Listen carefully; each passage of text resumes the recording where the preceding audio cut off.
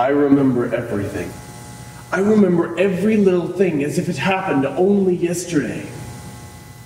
I was barely 17 and I once killed a man with the fender of a guitar. I don't remember if it was a Telecaster or a Stratocaster, but I do remember that it wasn't at all easy. It required the precise combination of the right power chords and the direct angle from which to strike.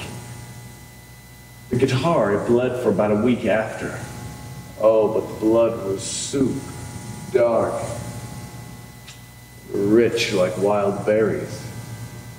The blood of the guitar was Chuck Berry red, and I was able to play notes that I'd never even heard before. So, I took my guitar. I smashed it against the floor. I smashed it against the wall. I smashed it against the body of a varsity cheerleader.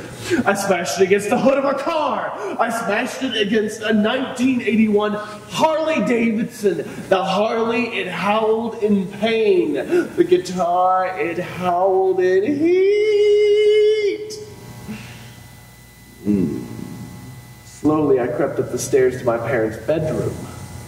Mommy and Daddy were sleeping in the moonlight. Slowly, creeping through the shadows right up to the center of their bed, I raised the guitar high above my head, and just as I was about to bring the guitar crashing down right upon the center of the bed, my father woke up screaming, "Stop! Wait a minute! Stop it, boy! What do you think you're doing? That's no way to treat an expensive musical instrument."